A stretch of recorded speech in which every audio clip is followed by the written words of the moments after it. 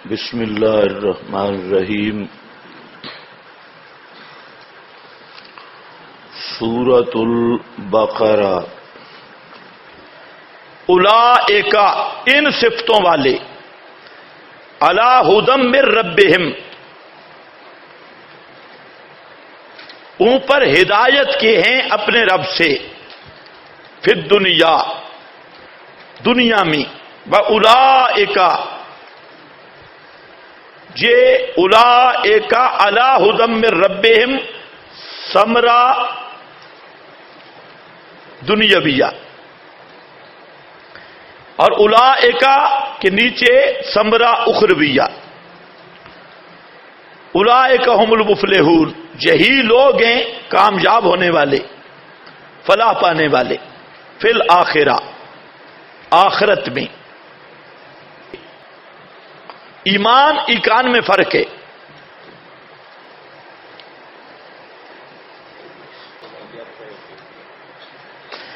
اب یہاں پر دو باتیں اور سمجھ لو، ایک ہے ایمان، الایمان، اس پر تو مختصر بات سمجھو، ایمان لغوی معنی ہوتا ہے تصدیق،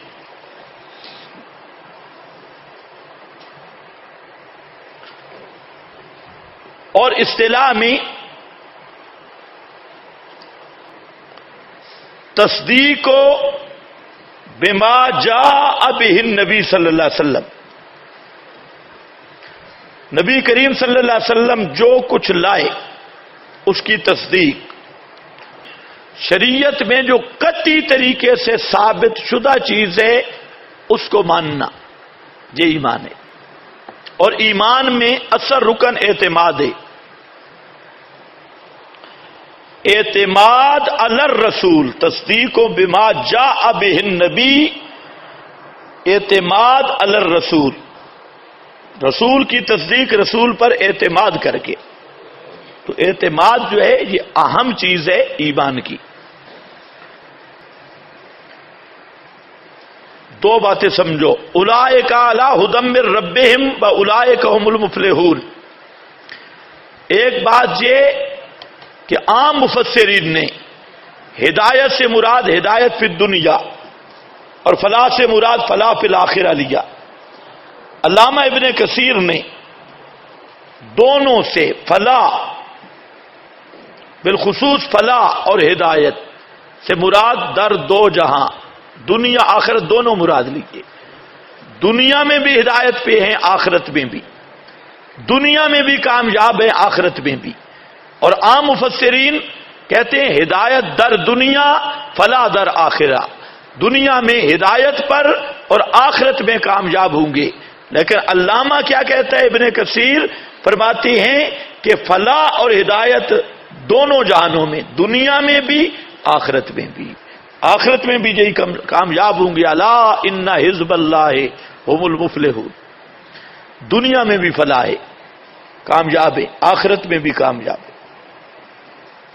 ایک دوسرا، انہی صفتوں والے، ایمان بالغیب والے، اقامت صلاۃ والے، انفاق والے، ایقان والے، یہ لوگ جو ہیں ان صفات و حالات والے، یہ ہیں ہدایت پر۔ علی ھدی من ربہم، جس طرح سوار سواری پر غالب ہوتا ہے، سواری سوار کے قابو میں ہوتی ہے، یہ جو محمدی فوج ہے یہ ہدایت پر قابو ہے، مطلب ہے ان کے جہاں قدم لگتے ہیں وہی ہدایت کے نقش بنتے ہیں۔ اولئک علی ھدی من ربہم واولئک ھم المفلحون۔ الفلاح، فلاح کا معنی کامیابی ہے، تو فلاح کہتے ہیں کہ سلامتی کے ساتھ نقصانات سے بچ کر مقصد تک پہنچ جانا، سلامتی کے ساتھ۔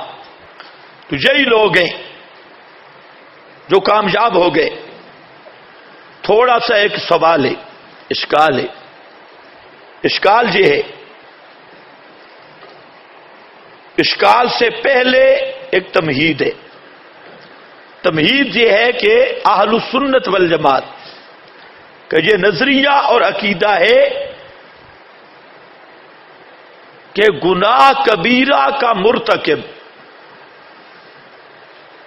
ایمان ہے لیکن گناہ کبیرہ کا مرتکب ہے، تو اس کی بخشش کی کئی صورتیں ہیں، بغیر توبہ کے مر گیا کئی صورتیں ہیں۔ ایک اللہ تعالی کی رحمت سے بھی بخشش ہو سکتی ہے، شفاعت الانبیاء سے بھی بخشش ہو سکتی ہے، اور ایک تیسرا آپشن یہ ہے کہ تطہیر کے بعد جہنم میں جائے گا اور جہنم میں تطہیر ہوگی، پاک ہوگا اور پھر جنت میں آئے گا،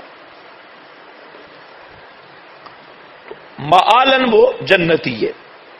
جبکہ معتزلہ خوارج ان کے نزدیک مرتکب کبیرہ کا ہمیشہ جہنمی ہے، مخلد فی النار ہے۔ آج بھی ایسے فرقے موجود ہیں جن کا یہ نظریہ ہے، اور آپ کے قرب و جوار میں بھی ہیں، وہ بھی کبیرہ گناہ والے کو کافر بھی کہتے ہیں، مخلد فی النار بھی کہتے ہیں۔ یہ خوارج کا نظریہ ہے، یہ اہل حق کا نظریہ نہیں ہے۔ اور اب یہ پارٹی بھی یہاں پنجاب میں پیدا ہو چکی ہے جن کا یہ نظریہ ہے کہ جو جہنم میں جائیں گے وہ کبھی نہیں نکل سکتے۔ کہتے ہیں کہ جو یہ کہتے ہیں گناہ گار جہنم میں جائیں گے اور پھر وہ جنت میں نکل آئیں گے، تو کہتے ہیں یہ بکواس ہے۔ ایسے لوگ پیدا ہو چکے ہیں، یہ پنجاب سے فتنہ شروع ہوا، انشاءاللہ جلدی خیبر پختونخوا تک جائے گا، آگے بھی نکلے گا۔ تو یہ خوارج ہیں، گمراہ ہیں، یہ اہل حق نہیں ہیں۔ خوارج کی دلیل وہ یہ آیت لاتی کہ اللہ تعالی نے کس کو کہا، اولئک علی ھدی من ربہم واولئک ھم المفلحون، اولئک ھم المفلحون، کہ صرف یہی کامیاب ہوں گے جن میں یہ اوصاف اعمال نہیں، وہ کامیاب نہیں۔ جب کامیاب نہیں ہے تو جہنمی ہے۔ کیا معنی؟ اولئک ھم المفلحون، یعنی کامل کامیاب ہوئی ہیں۔